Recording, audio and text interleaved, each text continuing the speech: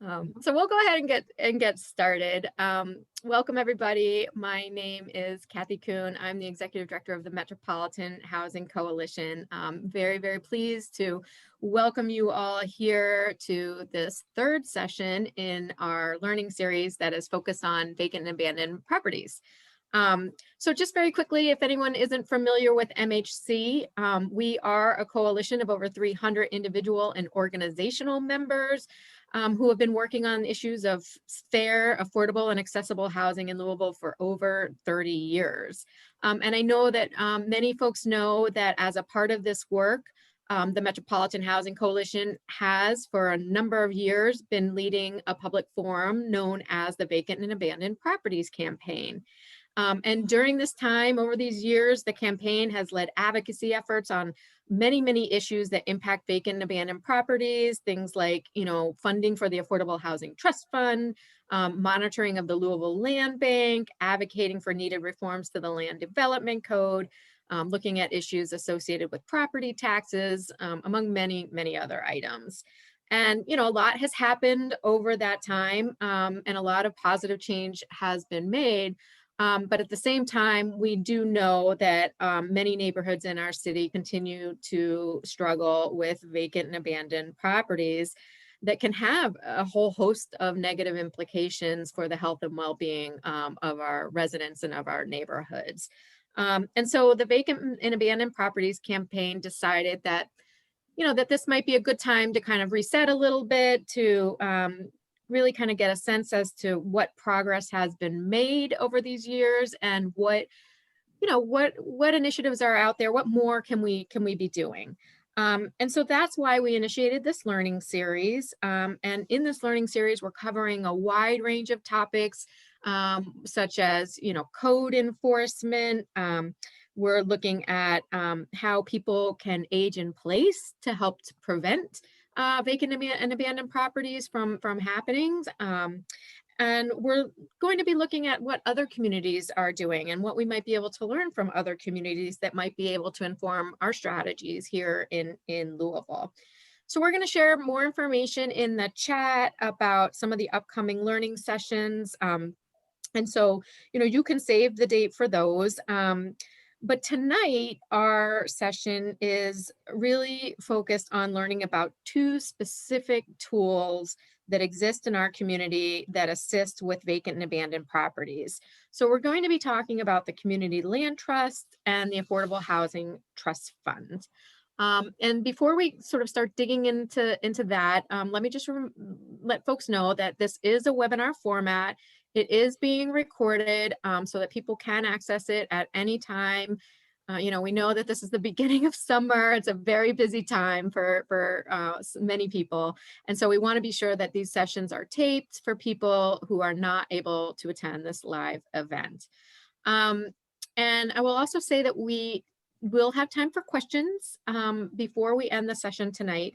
We've had some questions submitted through the registration portal, and we encourage you to please, put your comments and your questions in the chat box or in the Q&A thread. And my colleague, Tony Curtis, and I will be sort of curating all of those questions, and we'll try to get to as many as we can after the presentation. So with that brief introduction, I would like to introduce our two presenters for tonight. So our first presenter is Mr. Kevin Dunlap, who is the Executive Director of REBOUND. REBOUND is the community housing development organization that was founded in 1993 in 1993 as the housing development arm of the Louisville Urban League. And now REBOUND is a separate nonprofit organization, and Kevin serves as the executive director, where he's responsible for acquisition and development and sales of single family properties. So Kevin's been in this role since 2016, but he has decades of experience working with a variety of organizations focused on housing, including, NeighborWorks America and Fannie Mae and the Springfield Land Management Corporation and the Housing Authority of Jefferson County.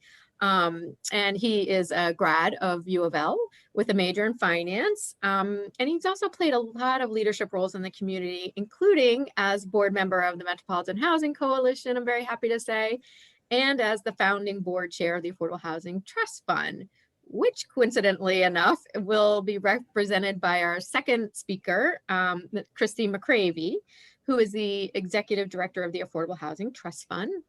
So Christie is a Louisville native with more than 30 years of experience in housing and community development and banking. Her nonprofit experience includes serving as housing director for the Louisville Urban League and director of housing counseling for Housing Partnership. While in banking, she served as a community development and CRA officer, treasury management relationship manager, credit analyst, and small business lender. Christie also has a long history with MHC and was once the president of the board of MHC, yay. And so Christie is a Western Kentucky University graduate with a BA in broadcast journalism and business administration. So we are clearly in very good hands tonight. And so with that, I'm gonna turn it over to Kevin to start us off. And just once again, quickly, don't forget, please remember to, you can put questions in the chat because we will have time to take those questions at the end. So Kevin, I will turn it over to you and the floor is yours. Thank you so much for being here. Thank you. Again, thank everyone for allowing me just to talk just a little bit about a unique opportunity that we have here in the city of Louisville, and that is a community land trust. And as many people know, that our local government put out an RFP last fall, taking requests from entities who were interested in doing just that. REBOUND was the only applicant that actually made an application. And we made an application to support basically two neighborhoods here in the city. The neighborhood of Smoketown, as well as the neighborhood of Russell. And many people ask, why those two particular neighborhoods? If we look at those two particular neighborhoods, we are seeing that property values are rising at an enormous rates in those two particular neighborhoods. And this is not really uncommon. I mean, if we can go back and take a look at some of the things that have taken place here in this city, as well as other cities, and I'm going to point particularly to places where there were public housing developments. So in both of these areas, there were substantial public housing developments that all of a sudden HUD came in and provided money and said, we're going to redo these whole areas. And so you had Smoketown, which was redeveloped, and now you have Russell with the choice neighborhoods. And so typically when we see this happen all across the country, we see an influx of people coming in, buying property, because they're speculating. They're speculating that these neighborhoods are changing. They're going to change for the better, and they're trying to get in ahead of the game. But we're seeing that at a much greater level in the Russell neighborhood here in Louisville. I mean, we've got the YMCA, you know, the Urban League Sports and Learning Complex. These are two huge things on top of the Housing Authority's choice neighborhoods that are taking place. So these things, you know, kind of come together to create what I call the perfect storm. And I say the perfect storm because oftentimes these things happen and they kind of happen without people having the forethought of what's going to happen to the people that are already there. So oftentimes these projects get underway, and then all of a sudden in the middle of the game, you feel, oh, what are we going to do about the people? By that time, the train is already moving. Properties are already being acquired and property values going up. So when the opportunity for a community land trust became available, you know, I had been talking to you know, different organizations throughout the city for well over a year. Thought that there were going to be several other, you know, applicants for this. And when I learned at the very end that many of them were not going to apply, I said, this is, I wouldn't call it a one-time opportunity, but whenever there's money on the table, particularly in this situation, it was $2.1 million that was available. There was no way that I was not going to apply for that money to support the idea of a community land trust. So we did apply and we were awarded the funds. Now, one of the things that I continuously have to tell individuals is that it's not Rebound Inc. It's not my organization that plans to create the affordable housing. The community land trust and be the owner of it. So the way that the proposal was written, it was written specifically to engage the residents of these two particular neighborhoods to begin to talk, come together to create a community land trust where they have control. And when I say they have control, they make up the board, they hire the employees, they apply for the 501c3. All of this is done under the auspice of what the residents want. Rebound, our role in all of this was, first of all, let's first get the money so that it's not spent elsewhere, and then be the facilitator in making these things happen. And when I say the facilitators, let us bring in some of the experts around this issue to begin being able to filter out questions, work with the residents at the ground level to move this forward. So that's kind of the big overarching approach to a community land trust. So people ask, what exactly is a community land trust and what does it do? Primarily, when most people talk about a community land trust, and I can tell you, looking at community land trusts all across the country, most of them are different. They're not all set up the same, but the one thing that they have in common is the ability to assure affordability of housing for an extended period of time. And in this case, it's typically up to 99 years that you can keep a particular piece of property affordable. So that is probably the main thing that attracted this to me to begin with. I see it as being a potential anti-gentrification strategy. It could be one of the tools in the toolbox. Let's create this land trust, create the housing on this land trust so that it can be affordable in perpetuity for at least 99 years. But that's not the only thing that community land trusts. There are some community land trusts that also create businesses under the auspice of their community land trust that is owned, managed, and controlled by the people of the neighborhood. So there are a number of ways that a community land trust can be used. So again, one of the other questions is, how is Louisville's gonna look? Again, I'm not in the position to say what that is, because it really does need to be left up to the people who actually live, breathe in these neighborhoods, get up, walk their dog, go to school, and are really a part of the fabric of those particular neighborhoods. So I've been going on and on, but I will stop right there just in case you have any questions. Yeah, I think there are definitely some questions, Kevin. Maybe what we'll do is go to Christie and then we'll save questions till the end, if that's okay. Christie, are you ready to have the floor? Sure. Well, hello, everyone. My name is Christie McCravy, and I am the Executive Director of the Louisville Affordable Housing Trust Fund. And I have been in this position since 2016. So who is the Affordable Housing Trust Fund, or what is it? So the Affordable Housing Trust Fund was created by Metro Council as a way for Louisville to invest public dollars, local public dollars, to address the affordable housing shortage for individuals in our community.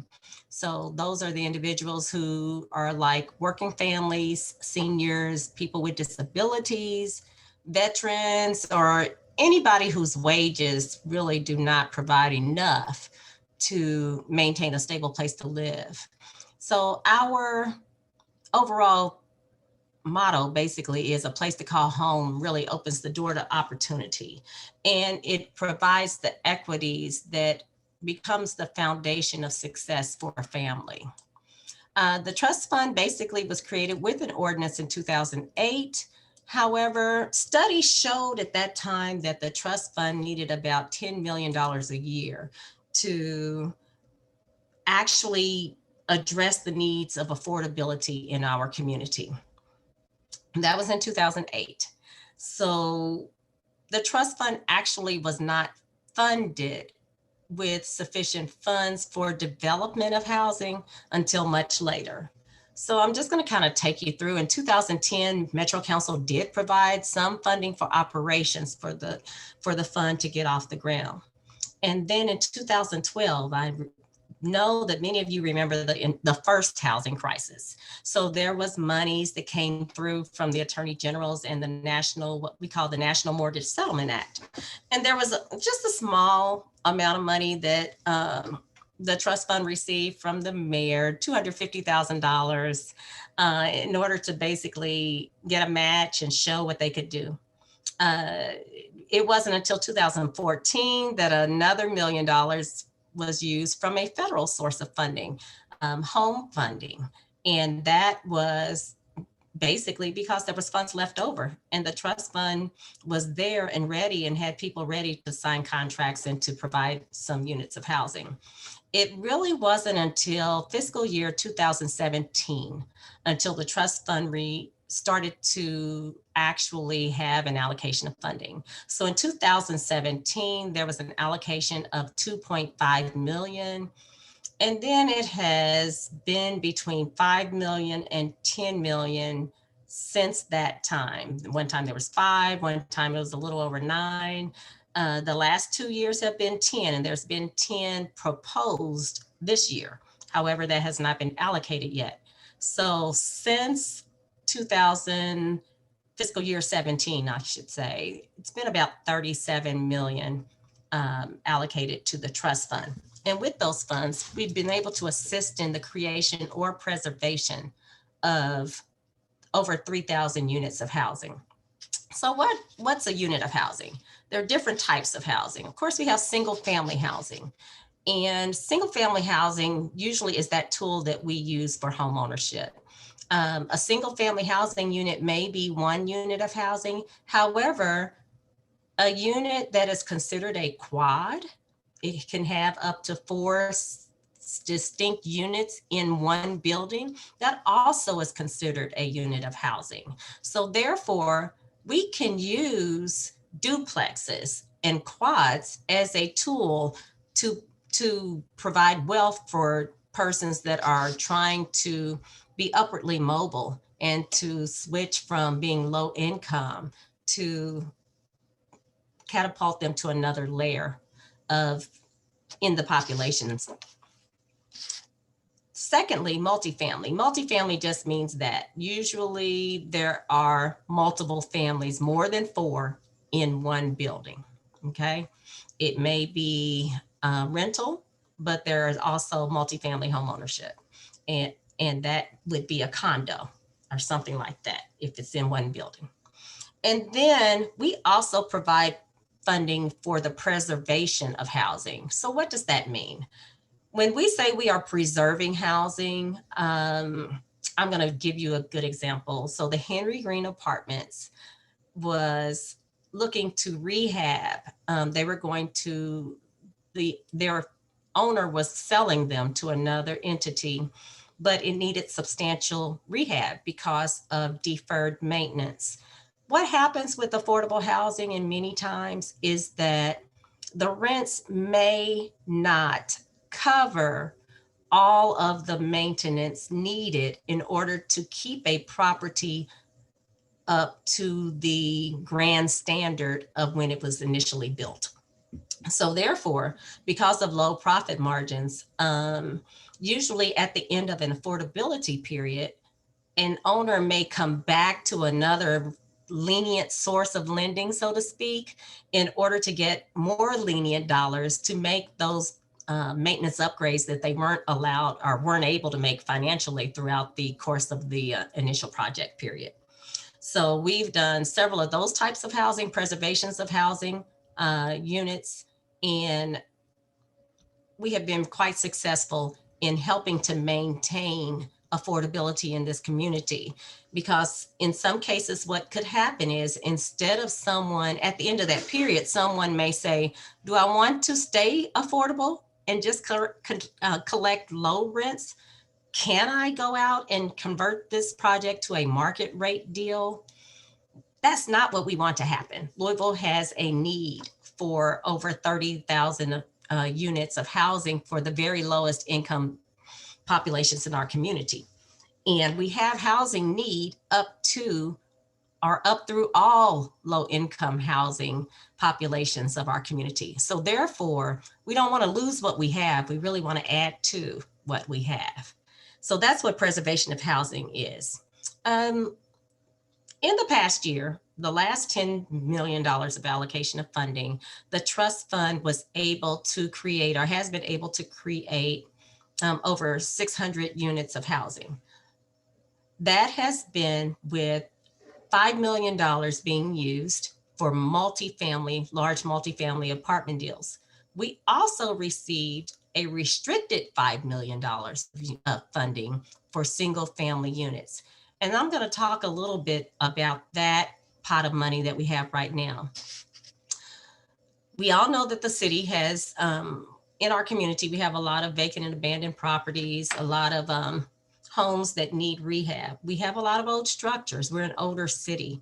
So there is a need for investment into getting those properties back into a livable situation.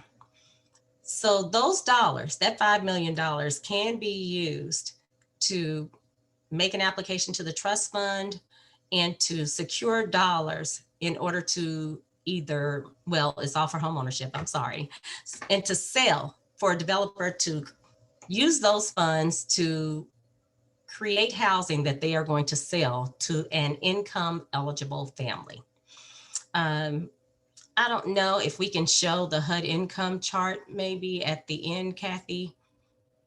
Great, thank you, the HUD income chart. So we can tell you exactly who is eligible for those that type of housing. Now we recognize that a lot of people say, hey, we all watch a lot of HGTV. Everybody wants to flip or flop, or you look at some of the unsellables and all of these kind of shows. But when you're dealing with a population like the low to moderate income population, what we look for is a sustainable homeownership situation.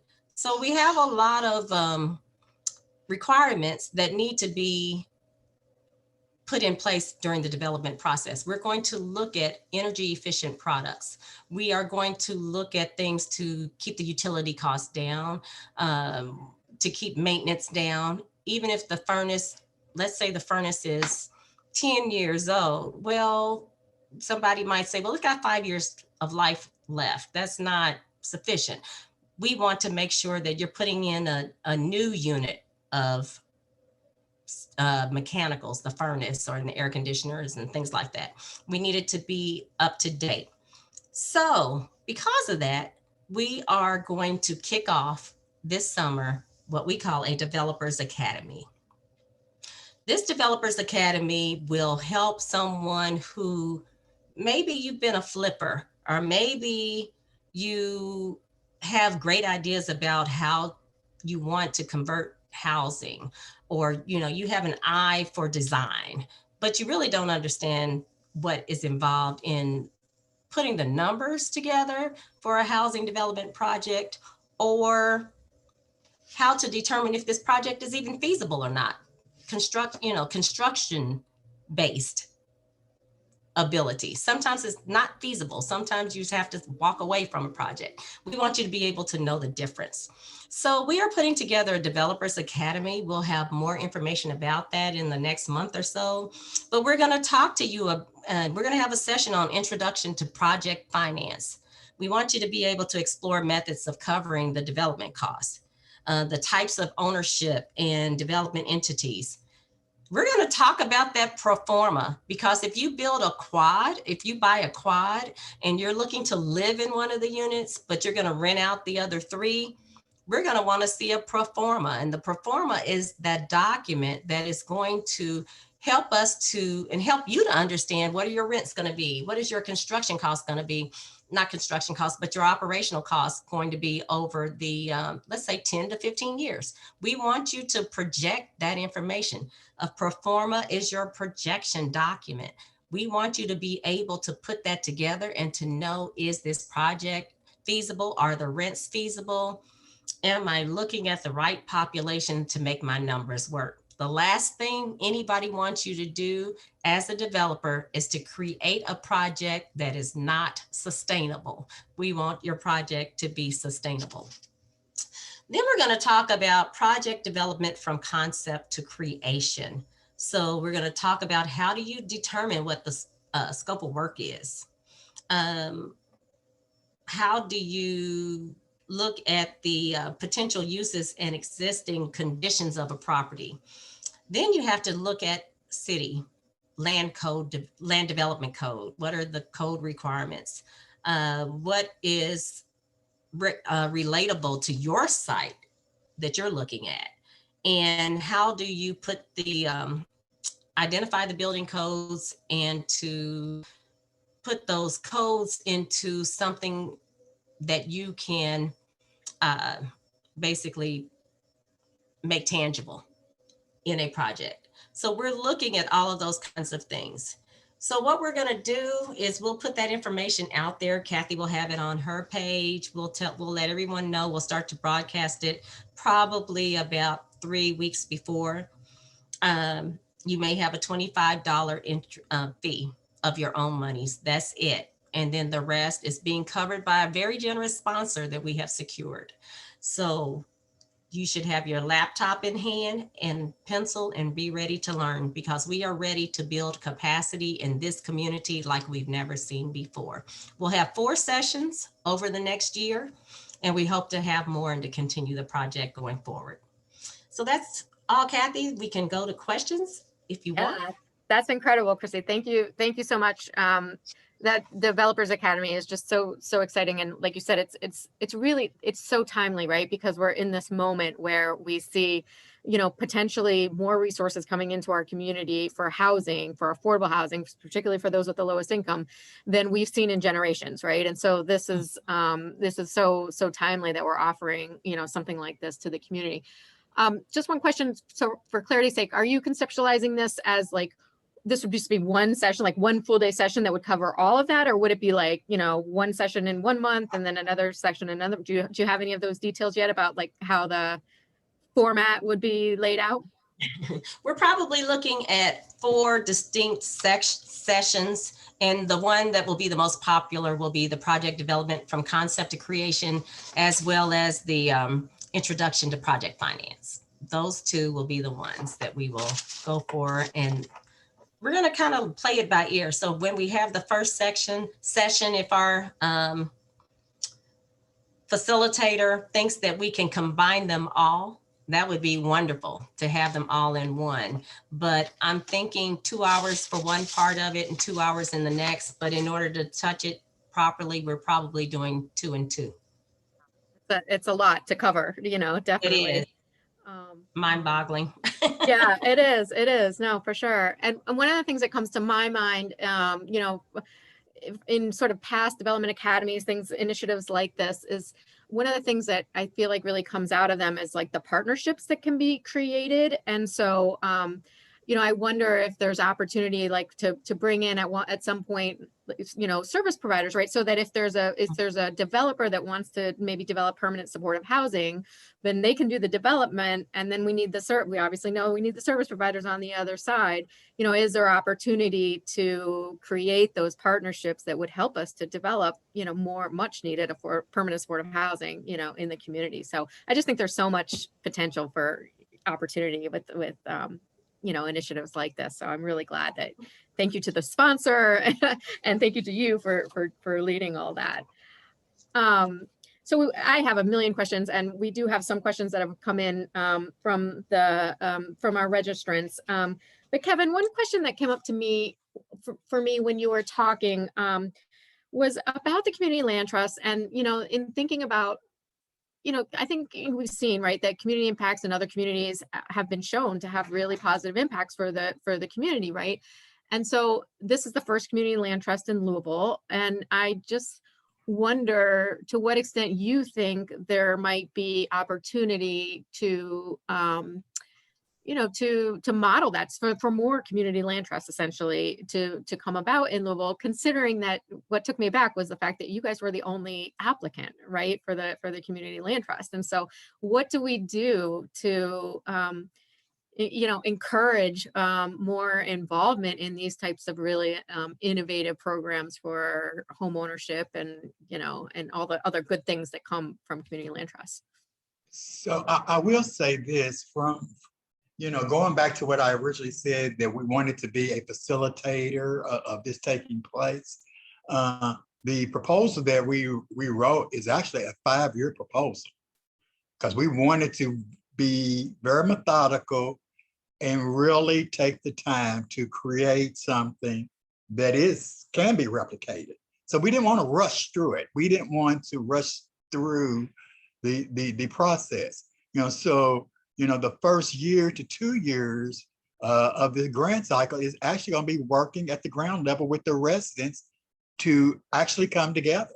We're talking people that are in neighborhoods that they speak to each other walking down the street, but maybe they've never really come together around the actual creation of something and to do it together. So the first 2 years of the project is really planning and putting these pieces together. We don't really expect to even see any development taking place until year 3. We want to be take our time, and we want to create something that can be replicated. And one may say, maybe you don't want to replicate it. Maybe you just want to grow what you have. So maybe you don't have to replicate and have 3 or 4 community land trusts in one city, but have one huge one to overlook all of them. But there's different ways of looking at it, and it's that's going to be left up to the individual families in this community to make those decisions. Yeah, and one follow-up to that, and you may not know the answer to this because it is very early in the process, but one of the questions that came up was, do you have a sense as to how many housing units might be created within this community land trust? Is there any sense as to what the potential is there? No. So, I mean, we can always dream. We can always dream. I think one of the most important things that I do want people to understand about where we are with the community land trust, and I talked about it early on, how property values are going up in both of these neighborhoods that we wanted to focus on. What we're not going to do is just to sit back and wait and let all the property get bought up, by someone who's just, only in it, to make as much money as they can. So part of the funds that we received under this grant, we will be using to acquire property. So REBOUND, because we're the entity right now, we will be acquiring property and holding it and holding on to that property to transfer that property to the community land trust once it is created. So that's some of the stuff that we're going to be doing right now. And I don't want to get too far down the road without first acknowledging the Louisville Metro government, and particularly the Urban Renewal Commission and the Land Bank Authority, who have been very instrumental in some of these conversations. Because if we have a land bank in this city, it only makes sense to me that if we are looking at 2 specific neighborhoods, that any properties that's in there right now, we should be kind of hold on to those properties for the use of the community land trust. And so far, our local government has been absolutely open to that. So I think that using all the tools that we can to amass property right now and hold on to it, and then think about a plan of how the families or the people in the neighborhood how they want to develop it. Again, it's left up to them, but I don't want the land to get away. So yes, land will be, so we don't know how many. So, I mean, I can tell you, we got an acre of land right now. I can tell you how many single family houses I could put on it. But what if the community land trust said, I think we want to put multifamily on this. So I can't tell you how many units, I mean, that it would bring in. Yeah, it's so early on in the process. And as you Wow. said, it's community driven, right? And It is so community driven. you can't make those decisions right now, right? And without really having the first step of fully engaging the community, right? Yeah, okay. So this is a question for both of you that came up, considering that we're focused on vacant abandoned properties in this learning series. Sort of to what extent, and Chrissy, you kind of touched on this a little bit, but to what extent do you all partner with the land bank? And Kevin, this may be with the community land trust, but it also may be in your other sort of housing development work that you do through Rebounding. To what extent are you partnering with the land bank, and to what extent does your work really focus or prioritize vacant and abandoned properties? So I will start first. So back in, I guess, 2010, right around the housing crisis, I think here in Louisville, at our peak, we was roughly 12,000 vacant and abandoned properties. Rebound made a conscientious effort to focus on vacant and abandoned properties. So our focus was acquisition and rehab of vacant and abandoned properties, primarily throughout West Louisville, and making them available for home ownership. And we've done that steadily since that time. The number of vacant property has dramatically decreased. So we're nowhere near those numbers.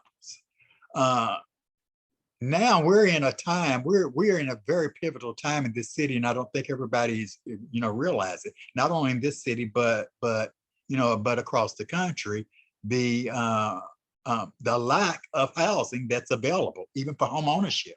I mean, used to be we could buy a vacant house for $10,000, $15,000. Now you're lucky if you can even get in to bid on one, because properties are being bidded on at whatever condition that they are.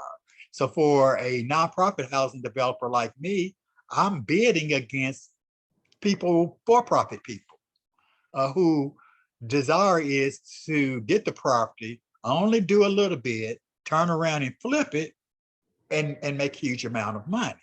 I have to look at it from another perspective. So I know the amount of work that I need to put into a house, because I want the house to be sustained by a low to moderate income person for many, many years. So it means that I've got to put a lot more into a property on the front end to ensure that.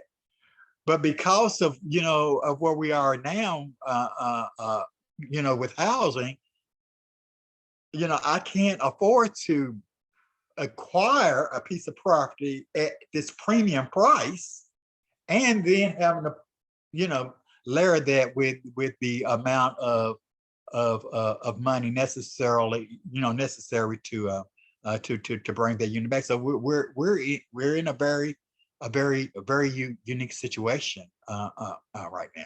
Now I think you had a part two, but I forgot what the part two was. No, I mean, you did good. I actually will just follow up real quickly, and then we'll turn to Christy for partnership with the land bank. But so we talk about flipping, and I just wondered too, like, what are your thoughts about that? Like, so what does that mean? Does that mean that we need more public investment for our nonprofit housing developers to be able to compete against some of these for-profit, developers, to prevent this sort of flipping and low quality housing being developed in communities? Or what's the answer for that? I wish I had the answer. Yeah. And I mean, I compete all the time, and we just have to be, me as a nonprofit housing developer, now I have to figure out a different way of going about acquiring properties. So I'm working with a group of realtors right now, talking to a group of realtors, telling them, hey, you're talking to people who are ready to list their properties. Before you list them, before you put them on MLS, give me a call.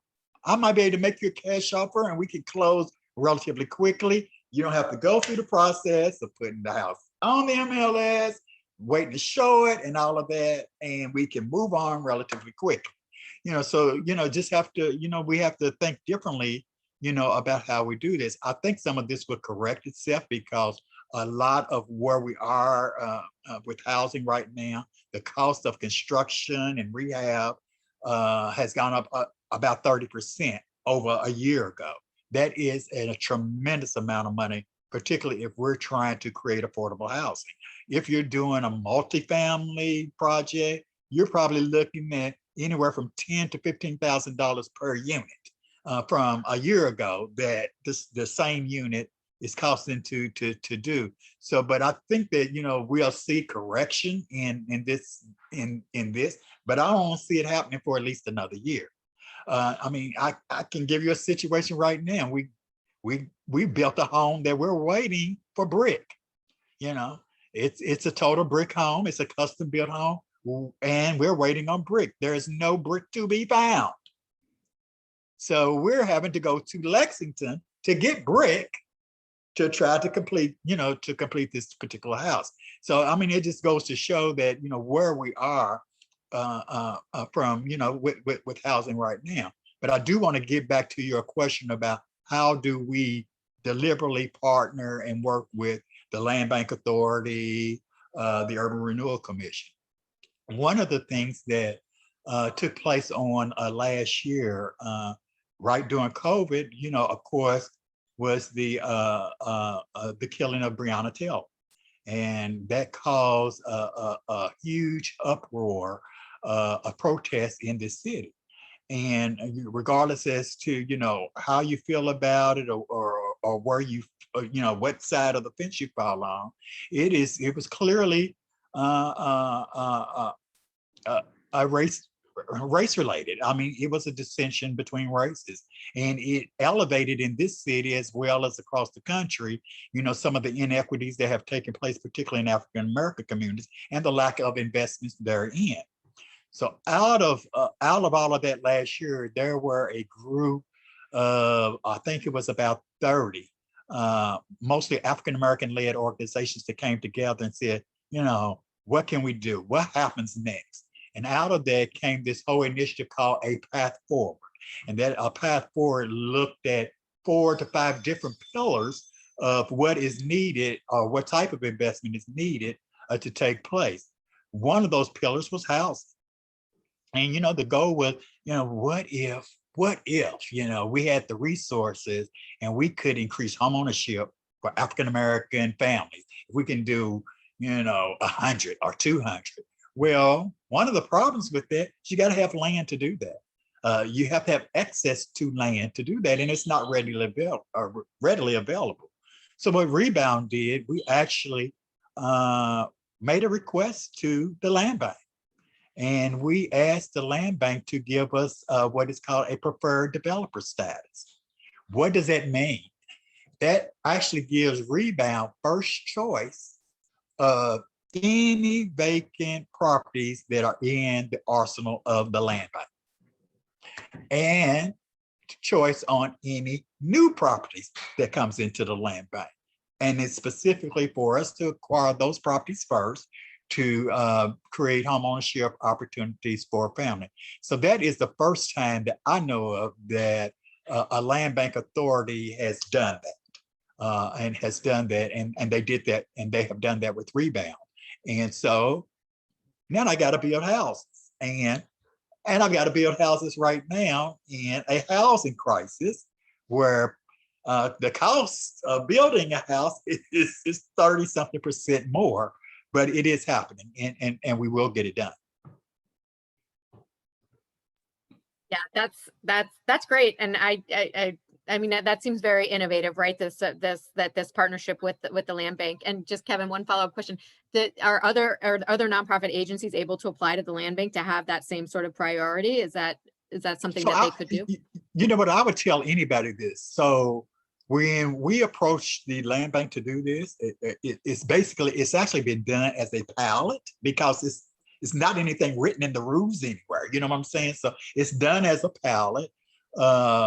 And I mean, there is nothing, there is nothing to prevent anybody from going to the Land Bank, to do that. I think one of the reasons why REBOUND was, successful where somebody else might not be successful is the history that we've already had working with metro government.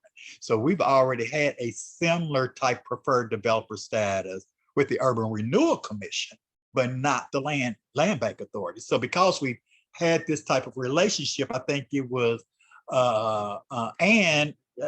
we're known to deliver. So whatever we have partnered with the city with before in the past, and we've told them we're going to do X number of units for X number of dollars, we've always delivered. And I think some of these things made it easier for the Land Bank Authority to approve this pilot preferred developer status. But there's nothing to prevent other developers from doing the same thing. Absolutely nothing to do that. And I think the city welcomes that. I mean, the city don't want to just hold on to all of these, these vacant and abandoned properties. But I think the misnomer that a lot of people have is that every vacant and abandoned property out there, this city has control over, and they do not. They really do not have control over it. And for the most part, the majority of the property, a lot of the property that is in the land bank right now is what I deem not to be developable for housing. And what do I mean by that? There are a lot of land, land that I even looked at recently that I thought, oh, all this contiguous land, we can do this.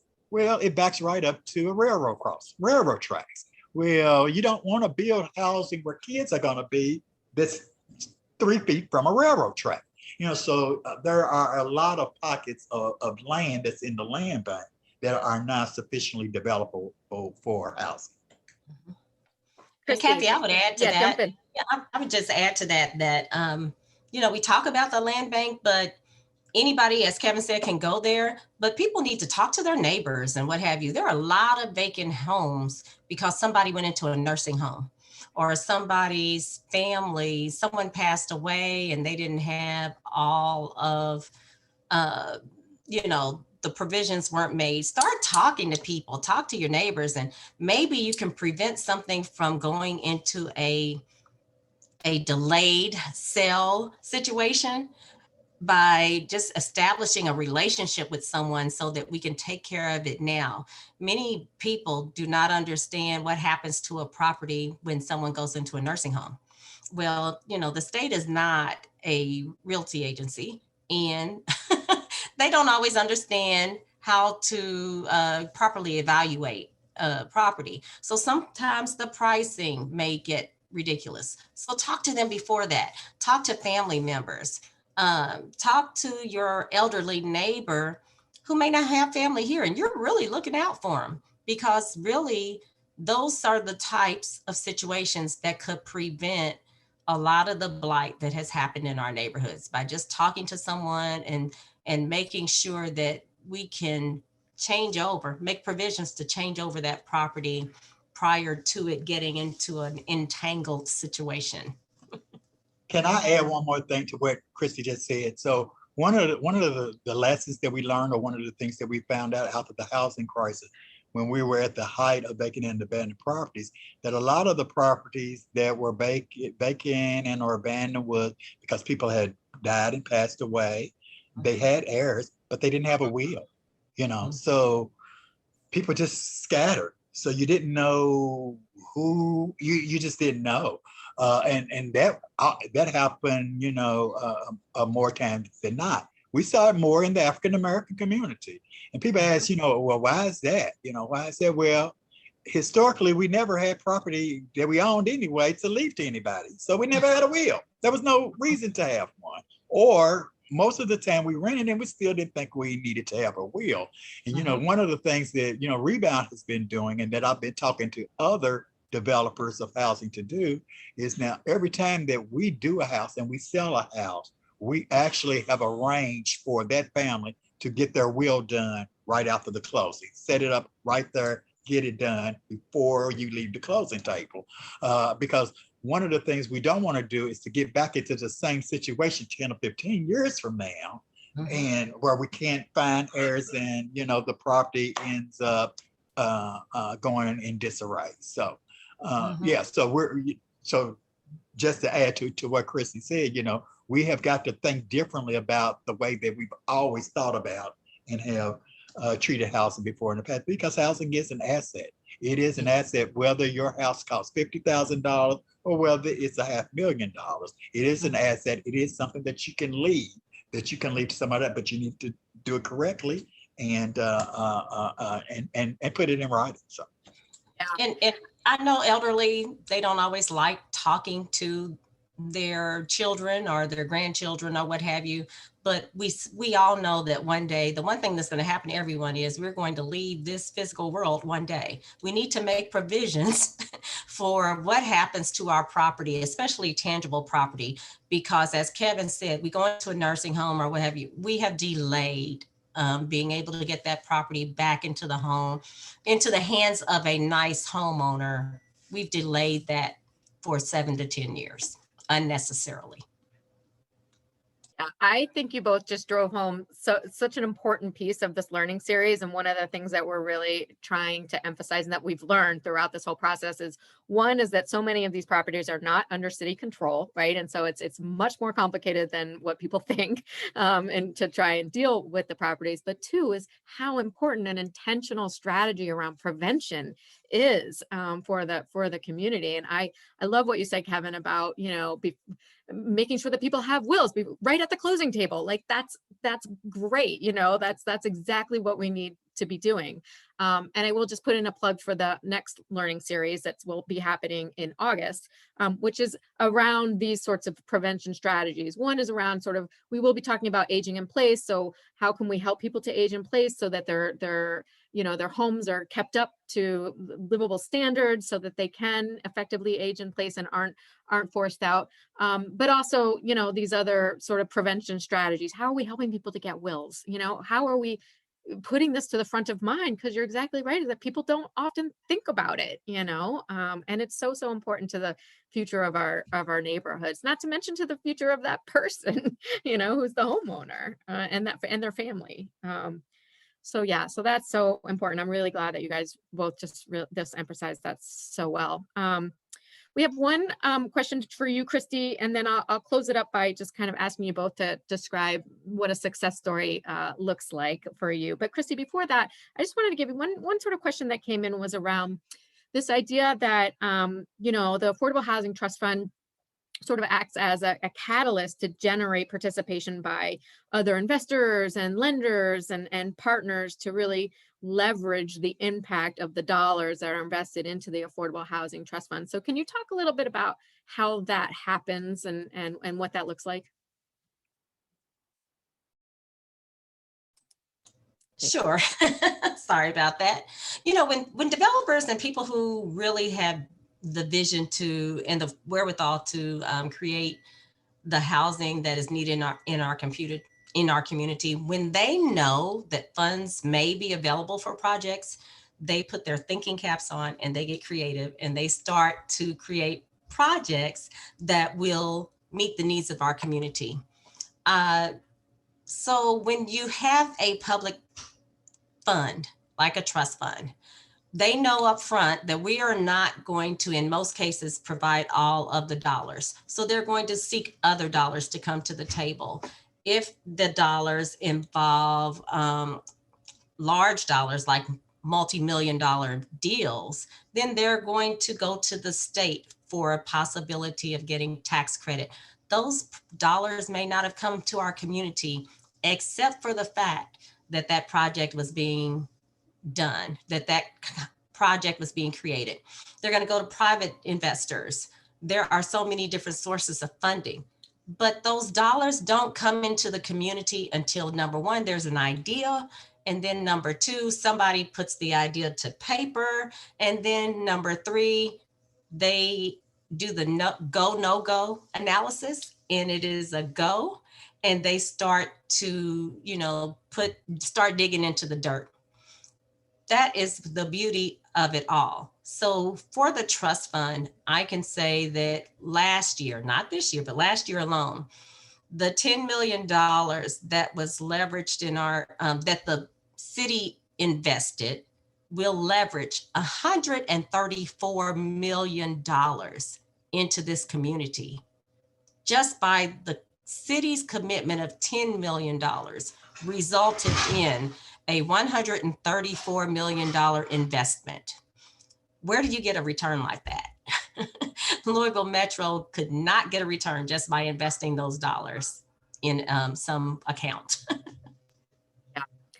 Yeah, that's great. I mean, I mean, that's the beauty, right, of this model, right, is that you're investing, but then you're using that investment to leverage other funds, because, and we all know how complicated the development process is, and how you know, the braiding of funds that has to happen. You may have 15 or 20 sources of funds in your project when you're trying to build an affordable housing project. So it can be very, very complicated. But that's, you know, that's why it's leveraging all of these various sources of funds, which is so important. So we just have a couple of minutes left, and I just want to give you both an opportunity. Can you share with us a little bit about, you know, like for you and in your work, what does success look like? And maybe it could be a story, or just in generalities in your careers. You know, what for you? What does success look like for you? I don't know, Kevin, if you want to start, and then we'll go to Christy. Well, the biggest success for me is actually the closing table. Is when you're actually sitting at the closing table with someone who thought they could never own a home, or they're the first one in their family to have actually purchased or bought a home. To me, that is probably, you know, the biggest joy that I get out of this job is actually, you know, seeing the faces, you know, of the people, you know, the tears that come, you know, when you're handing them the keys. But yeah, so that to me is what really, you know, makes this job worthwhile. It really does. Truly the dream of home ownership, right? It's Yeah. unbelievable to see it happen. Yeah. Christy.